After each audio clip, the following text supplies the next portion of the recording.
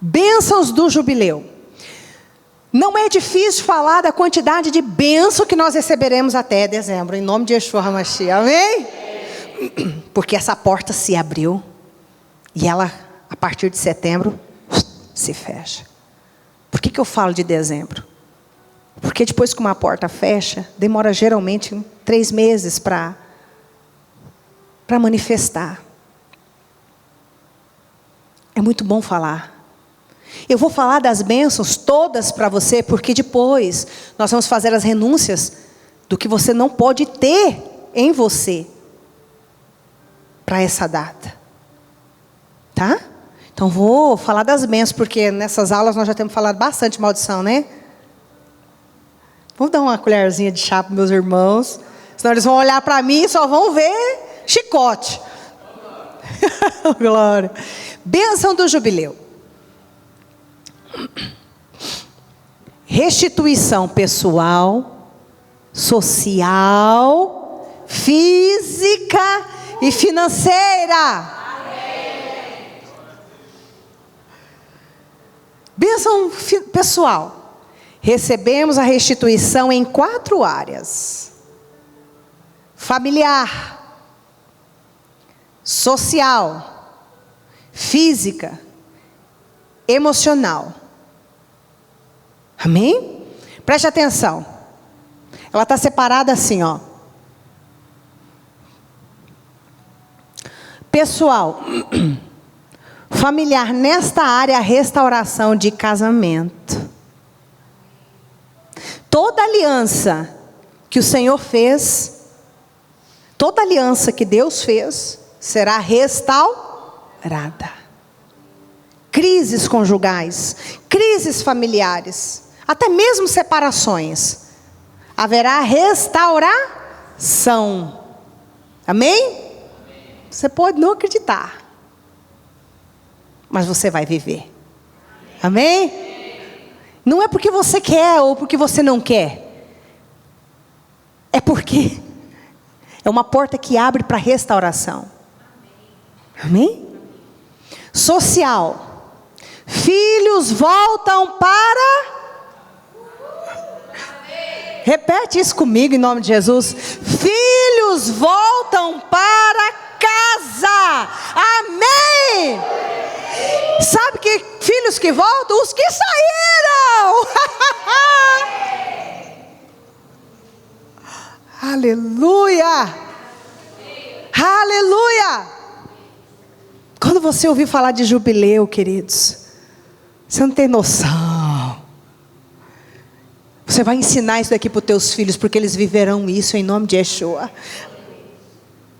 No espiritual, bênçãos triplicadas. No físico, unidade físico e emocional. Filhos voltam para casa e unidade e felicidade. Queridos, o que é unidade? Pensando com o mesmo propósito. Lembra que nós ensinamos na aula passada? Não adianta estar dentro se a tua cabeça está para lá e a do outro está para cá. Vocês só estão juntos de corpos, entende? A unidade é quando os dois estão assim. Hoje vamos para a direita. Vai os. Hoje nós vamos para cá. Vai os. Hoje nós vamos para cá. Vai os dois. Ou então se um tiver que ficar, mas ele está concordando com a ida do outro. Amém? Unidade. Só sabe o valor da unidade quem vive num lar desunido. A falta de unidade atrapalha a bênção. Não há manifestação de poder de Deus, porque é na unidade que o Senhor opera. Amém? Por isso que você precisa de pessoas falando amém, vai acontecer. Vai acontecer, é isso mesmo. Você vai vencer, amém? É decreto. Palavra do povo de Deus é decreto, precisa liberar sobre a sua vida. Amém? Por isso que Deus tem que levantar homens e mulheres de Deus para caminhar conosco com Amém? Com força na palavra. Vai acontecer. Amém? Vamos lá?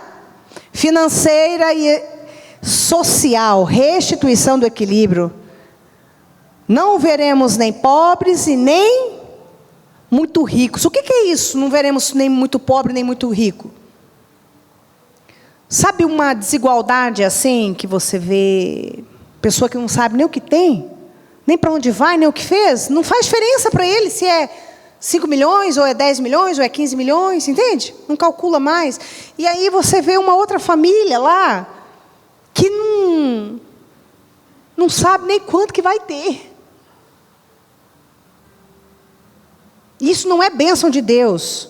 Não é bênção de Deus. Nós estamos falando de equilíbrio na bênção de Deus. Até na riqueza, nós precisamos da bênção de Deus. Porque muitos recursos que não têm a bênção de Deus são problema. Entende? Nos tira do propósito. Tomara que você tenha o coração de poder receber tudo. E permanecer no propósito. Ser o gerador do propósito. Ser o confeccionador. Ser o mantenedor.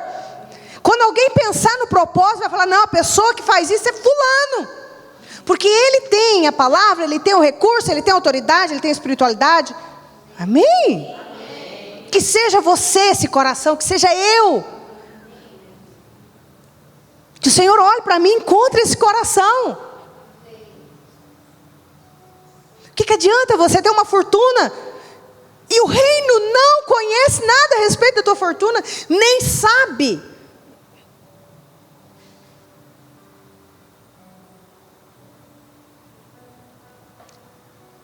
Todo recurso para mim, para você. Primeiro foco nosso é o Senhor, amém?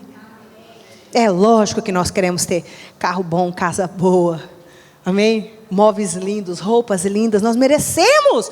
Somos filhos do rei, não somos? Herdeiros.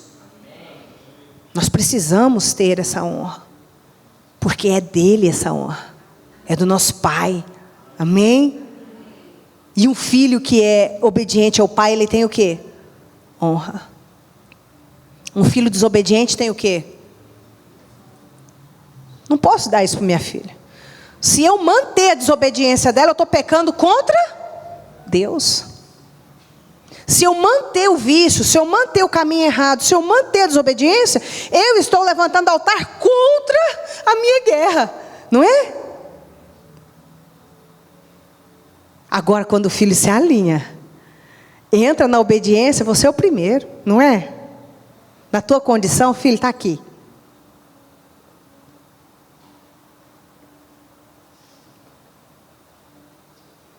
Próximo. Quitação das dívidas, libertação dos escravos, devolução das propriedades, restituição das famílias. Espiritual. Nesta área o Senhor proporciona perdão dos pecados. Restituição do estado original. Subjugamos, exercemos juízo sobre o diabo. Recebemos a presença de Deus e em nossas vidas ministerial, baseada em Isaías 61, recebemos a unção de cura, unção de libertação, unção profética para ungir outras pessoas. Deixa eu te falar algo aqui bem interessante. Apóstolo, então quer dizer que no espiritual a gente recebe perdão dos pecados? Ué, nós recebemos perdão dos pecados sempre? Não é? Só se arrepender, não é? Mas deixa eu te falar, é uma porta onde o escravo recebe libertação. Tem pecado que você é escravo, você não consegue parar. É disso. Você está toda a vida se arrependendo, se arrependendo, se arrependendo, se arrependendo. É disso que nós estamos falando. Não é de um pecado que você tropeçou e falou que não devia, brigou, discutiu, sabe? Não é disso. Nós estamos falando de pecados que precisam ser arrancados da cadeia. Aonde você está aprisionado. Aonde os seus estão aprisionados. Que pecados são esses? O vício, por exemplo. Ele tem o livre-arbítrio de sair, só que ele tenta, pedala, pedala, e daqui a pouco ele está lá de novo, não é assim? Ele quer parar de beber, quer parar. O que nós estamos querendo dizer? Que a porta para o perdão não está aberta apenas para perdoar como todos os outros dias. Pai, me arrependo por isso, e o Senhor te perdoa. Mas está aberta para você tirar aquilo que leva a pessoa a cair. Entende? É a prisão. O homem não consegue parar de trair. Ele está o quê? Preso. Vai explicar isso para a mulher traída? Você consegue explicar isso para a mulher traída? Que o homem está preso, que um trono, um principado, um príncipe das trevas está dominando a cabeça dele e o corpo dele, os sentimentos. Ela vai falar, isso é safadeza, não é?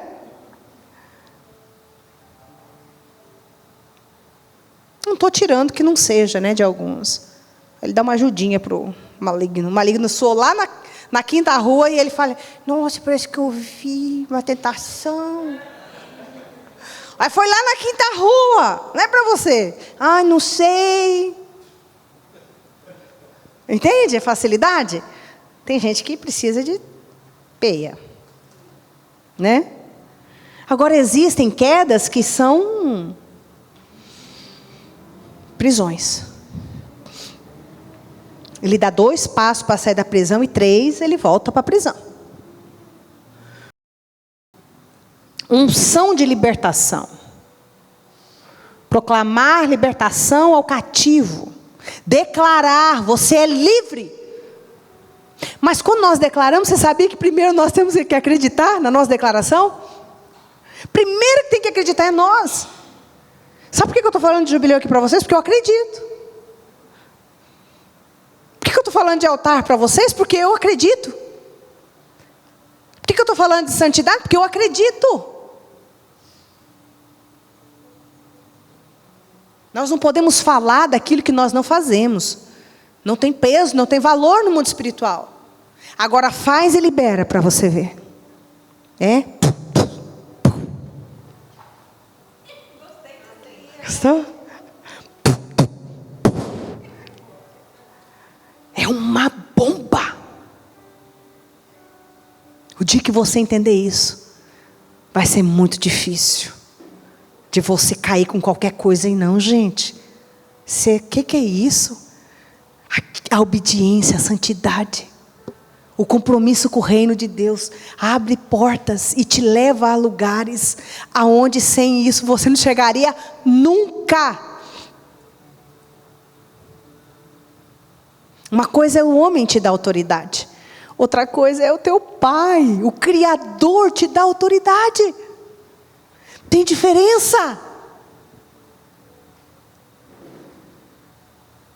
E você sabe por que eu falo com tanto, meu Deus, com tanto empenho? Porque funciona. Num tempo desse que nós estamos ouvindo que a graça superabundou, que você pode fazer o que quiser que está perdoado. Deixa eu te falar, esse caminho aí não te dá autoridade. Esse caminho aí você sempre vai ser escravo. Esse caminho você sempre vai cair. Agora, se você conquistar governo, acabou. Você exerce governo. Você está vendo? Olhe para mim. Imagine uma linha reta aqui. Governo no que eu penso. Governo no que eu estou pensando. Governo no que eu olho. Governo no que eu falo. Governo no que eu sinto. Qual que é a consequência disso? Governo, governo, governo, ela vai para onde? Governo. Você tem governo nas suas emoções. Sabe quem tinha governo? José. Você lembra de uma capa que foi puxada dele? O que ele tinha? Governo. Fica aí, sua doida, com essa capa aí que eu estou correndo. Vou preso, mas não perco o meu governo. Amém? Agora, quem governa você? Sua boca. Quem governa seu olho? Quem governa sua mente? Quem governa seus sentimentos? Quem governa suas partes íntimas?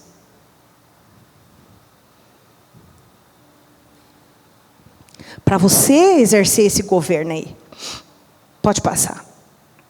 Para você exercer esse nível de governo aí, você tem que governar. Então, se nós ficarmos aqui ensinando para você que essa graça aí de cair, levantar, cair, levantar, cair, levantar, está tudo certo? Tá tudo certo para a salvação. Mas você não governa. Porque você cai e depois você vai se arrepender. Está tudo certo. Agora, se te derruba é porque você não governa. Não é verdade? O Espírito do Senhor está sobre mim, porque o Senhor me ungiu para pregar boas novas aos... Enviou-me a restaurar os contritos de coração, a proclamar liberdade aos cativos e abertura de prisão aos presos, a pregoar o ano aceitável do Senhor. O que é o ano aceitável do Senhor? O que é, gente? A pregoar o ano aceitável do Senhor e o dia da vingança do nosso Deus, a consolar todos os tristes, a ordenar acerca dos tristes de Sião, que se lhe dê glória em vez de cinza, óleo de gozo em vez de tristeza, vestes de louvor em vez de espírito angustiado, a fim de que chamem árvore de justiça, plantações do Senhor, para que Ele seja glorificado, e edificarão os lugares antigamente assolados, e restaurarão os anteriormente destruídos, e renovarão as cidades assoladas, destruídas de geração em geração. Isaías 61 está falando do ano aceitável do Senhor, o ano do jubileu, o ano que devolve tudo. Existe esse ano, apóstolo? Existe. Amém? Existe este ano. Vamos lá? Eu estou falando para quem está do lado da bênção. Depois vou falar para quem está do lado da maldição. Aí você vai descobrir em qual lado você está.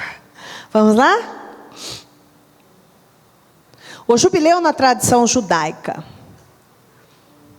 o que ensinava a mitzvah de tocar o shofar no Yovel. O toque do shofar no ano de Yovel anunciava a libertação de todos os escravos judeus. Da mesma forma, um dia escutaremos um magnífico toque do shofar, que anunciará a vinda do Mashiach. Este som será o início da verdadeira liberdade para o povo judeu. Mashiach virá, construirá o terceiro templo sagrado. Deus libertará o mundo da morte e da má inclinação. Jubileu para os judeus. A ressurreição dos mortos será realidade e viveremos para sempre. Oramos diariamente na oração da Amidá para que isso aconteça logo. O toque do shofar anunciando nossa liberdade. Eles estão aguardando a primeira vinda do Messias, entende? É por isso. Nós já estamos em liberdade, amém? Porque foi para a liberdade que Cristo nos libertou. Agora, queridos, as portas, independente, as portas, elas estão abertas. Uma porta que Deus abre, ninguém fecha. Isso você precisa entender. Uma porta aberta, mesmo que seja lá em Gênesis, ela não fecha. Só o próprio Deus fecha ela. Se você não está livre em alguma dessas áreas, emocional, ministerial, física ou espiritual, o que você precisa fazer? Declarar libertação. Amém? Guerrear com as armas certas. Amém? Vamos lá? A cada ano do Yovel, em Yom Kippur, Vai vendo aí. O Sanedrim, o que é um Sanedrim? É um grupo de autoridades que julgam causas. É um grupo de autoridades que julgam uma causa e estabelece um decreto superior. A cada ano do Yovel, em Yom Kippur, o Sanedrim, Tribunal Superior, tocava o shofar. A seguir, os judeus de Israel tocavam o shofar. O som podia ser ouvido em Israel inteira, anunciando: chegou a hora de libertar todos os escravos judeus. Todos os que possuem escravos judeus devem libertá-los e enviá-los para as suas casas. Desde a época pós-bíblica, a tradição rabínica retomou e questionou as leis referentes ao ano sabático e ao ano jubilar. Mas, considerando-as como um todo, ela as viu como aplicáveis somente na terra de Israel. Entretanto, as exigências éticas e sociais subjacentes continuaram fundamentais para o judaísmo da diáspora. Na terra de Israel, continuou-se a observar o ano sabático, mas por causa da situação política e das dificuldades concretas, os rabinos simplificaram as normas, considerando-os como de origem talmúdica, não bíblica. No século passado, depois que os judeus retornaram ao trabalho da terra, voltaram à prática do ano sabático. Mesmo que se trate de uma pequena minoria. O que eu quero dizer com isso? Que nem todos os judeus guardam o jubileu. Eles consideram que é uma coisa que está na Bíblia, mas... E não é diferente de nós. Quando que você guardou um jubileu? Né?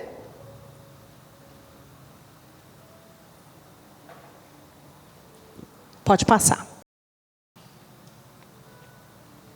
Nós vamos começar com a parte das maldições, tá?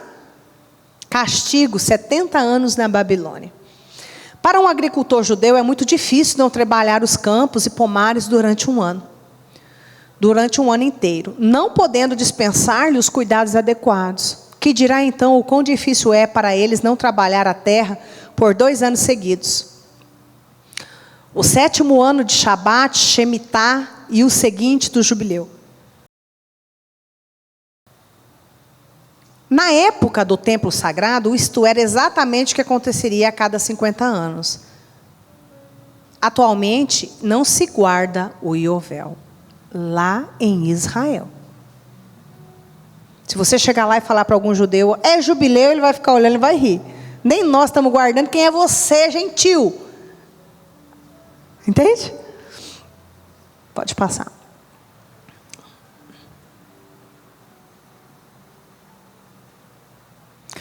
Antes de nós entrar lá, eu quero falar sobre os 70 anos de prisão na Babilônia. Quando se contabilizou os 50 anos, e os olhos do Senhor vieram pela terra, para determinados tipos de princípios de obediência ou não, ele constatou que Israel não guardava mais o ano da terra.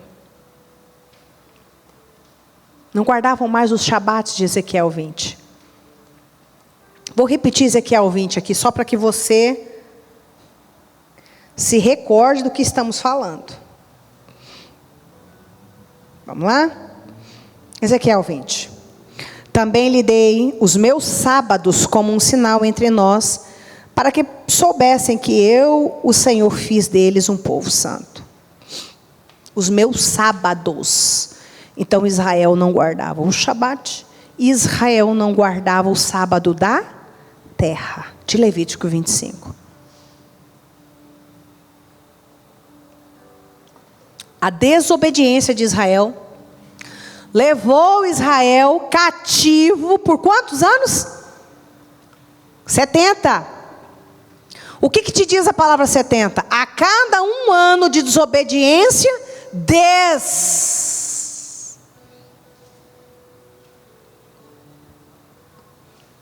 Grave, né? 10 de prisão. 70 anos, uma geração, né? E eles não foram cativos sem saber. Tanto que alguém foi diante dele e falou: meu Deus do céu, eu fiz as contas aqui, nós já estamos atrasados. Passou quantos anos já? Você lembra disso? Estou fazendo as contas aqui, já passou, nós já devia ter saído daqui. E ele foi diante do Senhor, e um príncipe da onde que guerreou contra ele? Da Pérsia. E depois? Depois do príncipe da Pérsia veio outro. Porque a desobediência aos princípios de Deus dá autorização para principados nos fazer o quê? Escravos. Mas não era o povo de Deus.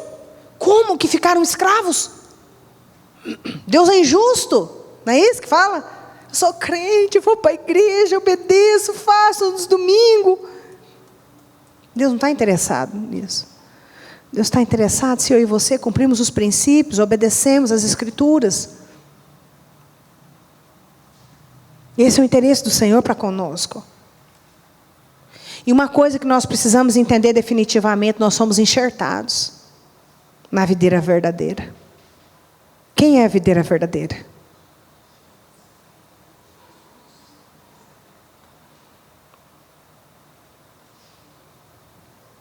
Você precisa entender isso.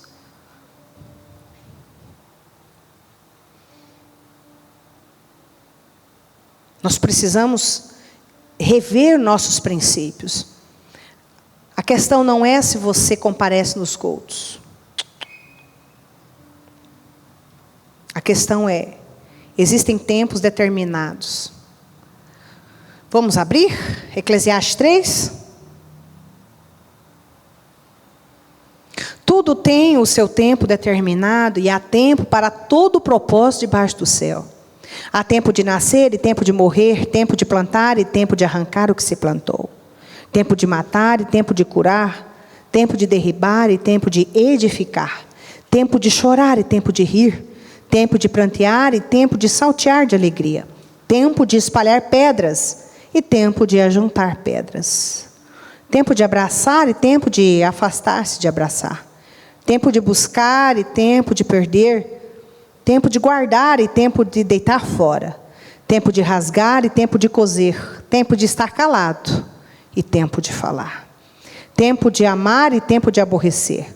Tempo de guerra e tempo de paz. O que nós queremos dizer aqui? Que há tempos determinados para todo o propósito debaixo do céu.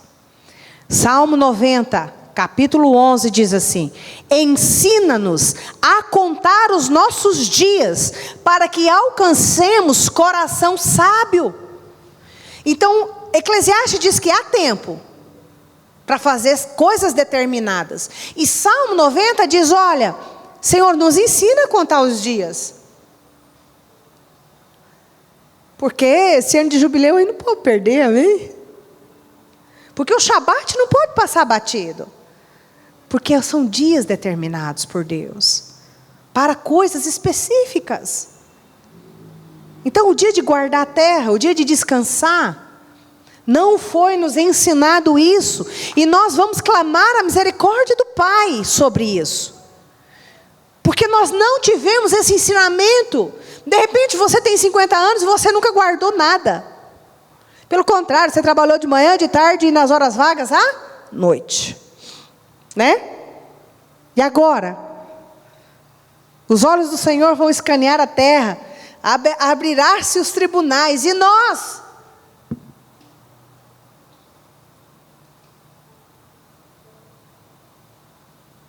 Nós fizemos uma conta, a quantidade de sábados num ano.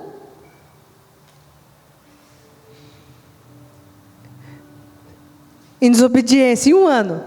Depois nós multiplicamos por 7. 7 anos. Você entende o nível de altar, de desobediência?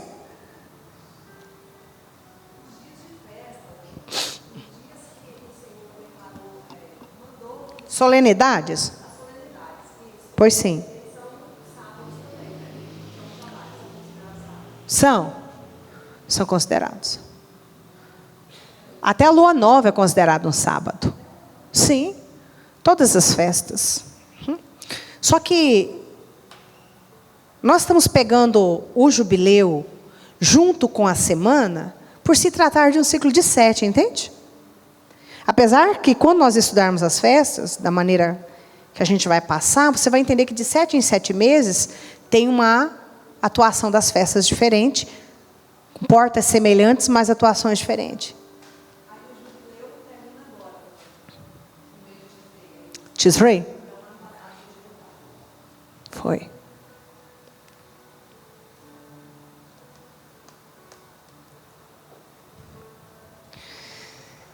Nós contamos com o arrependimento, com a limpeza, com o perdão do Senhor, com os altares que nós levantamos, e ainda dá tempo de você se arrepender, ainda dá tempo de você levantar altar, ainda dá tempo de você levantar memorial. O que nós falamos? Você passou 49 anos levantando altar, né? Às vezes até na feitiçaria, na idolatria, na imoralidade, na prostituição, altares, altares, altares. E assim, eu espero em Deus que os seus altares sobressaiam os altares de iniquidade.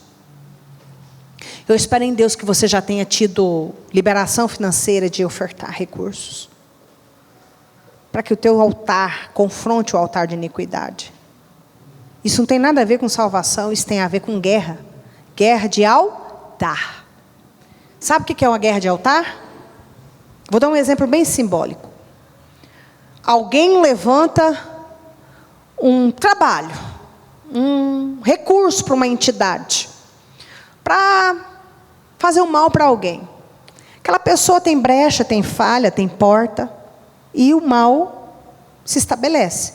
Porque maldição sem causa não prospera. Mas se ela tem um histórico de acusação das trevas, e ela realmente deve, né?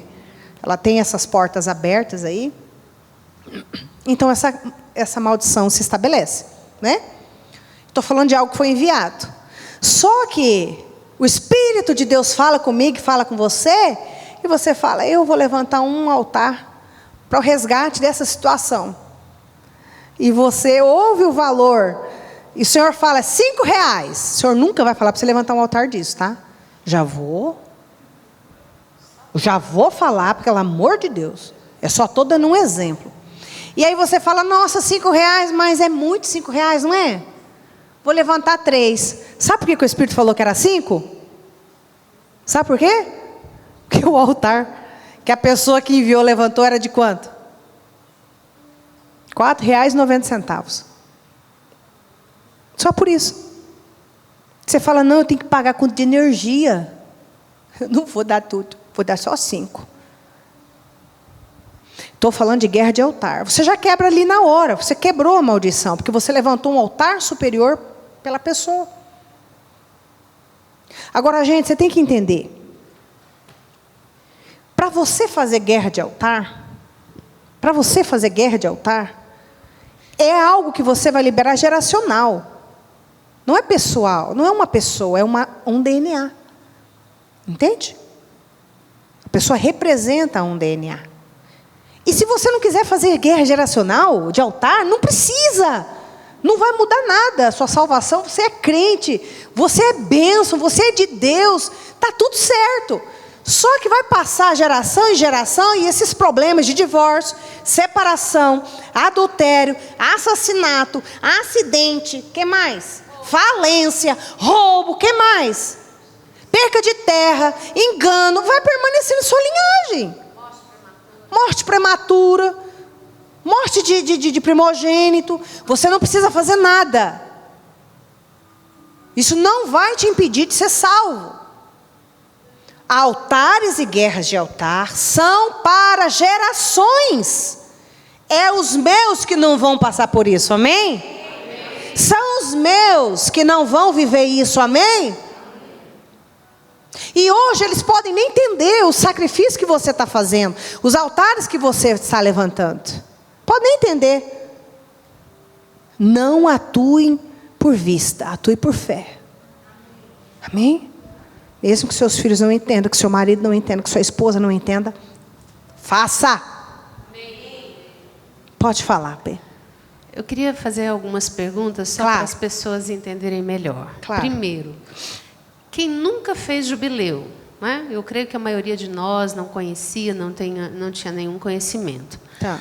Nós temos, né, o jubileu está acontecendo e já está se encerrando. Até que dia desse mês, falando do calendário gregoriano, que nós temos para fazer esses arrependimentos, levantar esses altares, fazer assim, na último minuto do segundo tempo, recorrer tudo isso para pedir perdão, porque o que eu entendi, que se nós não fizermos agora, só daqui 50 anos o jubileu.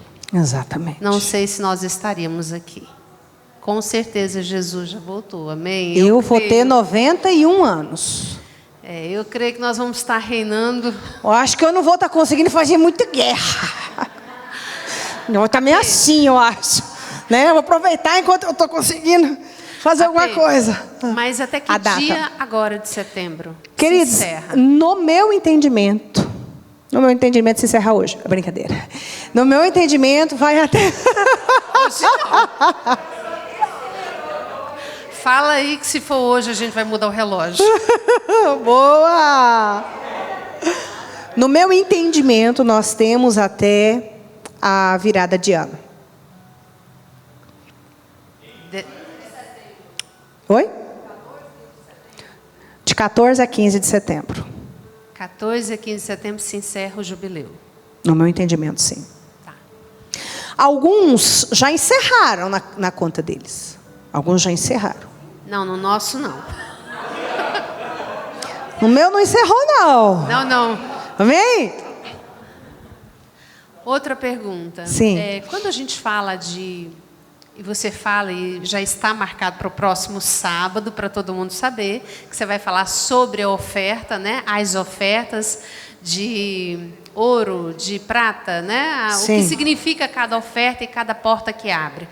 Mas eu queria te perguntar sobre essas ofertas do jubileu. Por quê? Porque eu creio que muita gente, ou a maioria, não tem o entendimento de valores. Sim. E eu sei que muita gente, como você disse no começo da aula, levantamos, né, as nossas gerações, vamos falar assim, levantaram muitas ofertas para deuses, para idolatria, para feitiçaria, para magia negra, para casar, para destruir casamento, todos os níveis abomináveis, para comprar terra barata, para usurpar, enfim, não mediram nenhum esforço para obter aquilo que gostaria de ter. Sim. Então foi levantado ofertas de valores, altares caríssimos. Sim. E de repente chega nós, né, com muita dificuldade financeira. Eu digo essa dificuldade não é financeira bolsa, é financeira na mente. Sim. Com esses bloqueios. E a gente... eu quero falar para chocar um pouquinho, mas eu entendo que muitas pessoas, né, a gente quando vê falado de algumas ofertas na Bíblia, a gente fala que tem da rolinha, da pombinha, né, e aí vai crescendo, o cordeiro, né, vai aumentando os valores. E fala de ofertas simbólicas, não é isso? E então, muitas vezes nós achamos que uma vida inteira foi gasta num altar a Satanás. Sim. E quando chega na hora do jubileu, de ofertas para a gente levantar um memorial da sua casa, da sua família, a gente dá a pena da rolinha. E acha que isso vai resolver? Guerra de altar, não. Por que eu estou te falando isso e para as pessoas entenderem? Quando nós falamos, principalmente isso é uma mentalidade invertida, romana, sobre valores, nós desprezamos aquilo que vai transformar a nossa vida. Sim. Então nós gastamos a nossa vida correndo atrás do dinheiro, né? Debaixo do principado de Mamon, nos escravizando na miséria, na pobreza, principalmente no tempo, né? Ninguém tem tempo, a moeda é o tempo na terra, então ninguém tem tempo. Mas quando nós falamos de altar, nós queremos não abrir mão de nada. Então eu vou levantar um altar do que sobrou. E aí a gente pega a oferta da viúva nessa hora, para falar que ela deu 2 moedinhas e foi demais, Deus achou demais. Eu estou falando, gente, porque eu sei que tem muita gente que pensa assim, está na palavra. Deus honrou aquela viúva. Só que a gente não entende que ela deu tudo o que ela tinha. E que ela era viúva. Ela deu tudo que ela tinha. Ela não deu as moedinhas. Aquilo era o tudo dela. E nós não abrimos mão, muitas vezes, de um sapato, de uma roupa, de um colégio, sei lá, de um lanche, de sair. A gente não abre mão de nada. Se sobrar, se não me apertar, eu vou levantar um altar. Então, eu creio que nós estamos nos momentos finais, né, desse jubileu.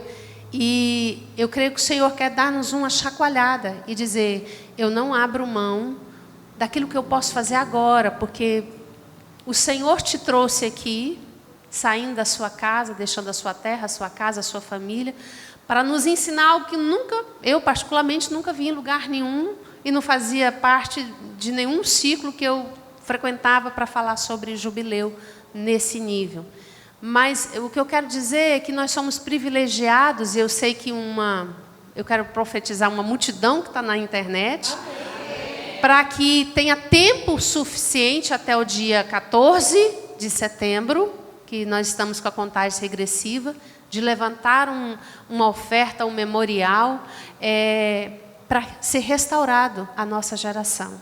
Porque nós vimos, nesse tempo todo, uma geração perdida, que são dos nossos filhos, dos nossos sobrinhos. E nós vemos, e às vezes quando a gente olha para Débora, que é um bebê, sim, a gente pensa, como será a geração dela?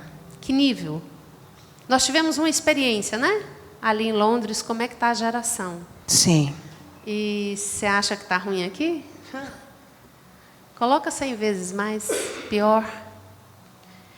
O que será? Então, eu creio assim que é tempo da gente acordar, enquanto é tempo, e nesse tempo, nesse prazo, daquilo que nós estamos aprendendo hoje, para salvar a nossa geração, para pedir perdão e arrependimento por tudo aquilo que os nossos antepassados e nós também praticamos, e muitas vezes ainda estamos praticando, porque muitas vezes nós tentamos nos tirar o corpo fora. Não, eu sou crente desde os 16, desde os 20, nada a ver, eu não participo disso. Participa sim. Participa principalmente quando nós falamos de oferta e dinheiro, em um nível de, como é a palavra? Avareza, com as coisas do Senhor. E eu creio que o Senhor está nos dando essa oportunidade, para que até isso seja destruído na nossa geração, se a gente levantar a tempo desse arrependimento. Queria deixar isso. Próximo.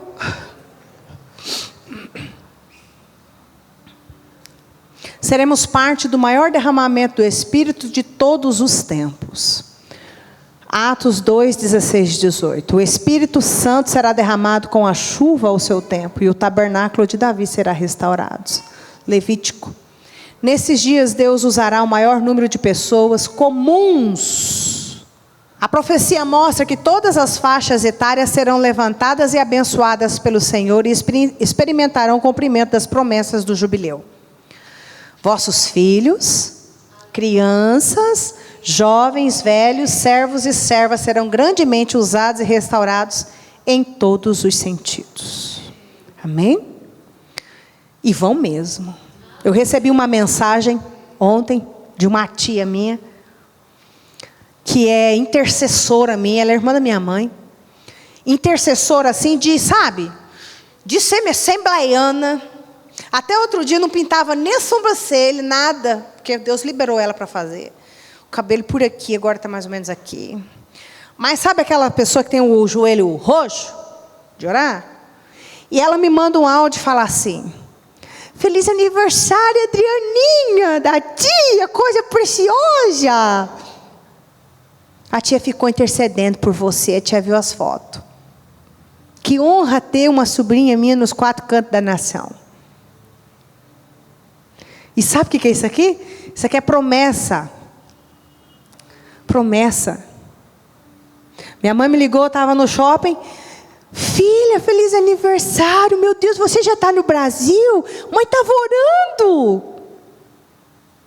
E você acha que eu liguei pedindo para minha mãe orar por mim? Ela estava passando aperreio porque eu estava em guerra. Que isso acontece também. Uma outra aula eu ensino. Mas ela estava intercedendo? Ninguém pediu. Então, essa promessa de alcançar os nossos filhos, as crianças, os jovens, os velhos, os servos, as servas serão grandemente usados e restaurados em todos os sentidos, ela precisa ser estabelecida. Tua mãe precisa virar tua intercessora, amém? Tua mãe precisa virar tua intercessora, nós vamos profetizar isso. Nós vamos profetizar, sua mãe precisa virar sua intercessora. Eu tenho muitas intercessoras, mas quando a minha mãe libera uma palavra, meu filho, quando eu vou fazer um jejum, eu ligo para ela, mãe, me abençoa. Quando ela me abençoa, eu me sinto, porque a palavra de uma mãe, queridos, ela vai virar sua intercessora, amém? Seu pai vai virar seu intercessor, ele vai te lançar, amém? Vai declarar a palavra sobre ti. E isso daqui vai se estabelecer nas nossas vidas. Amém. Em nome de Yeshua HaMashiach. Essa promessa é para você hoje. Receba, desfrute do seu jubileu em nome de Jesus. Amém?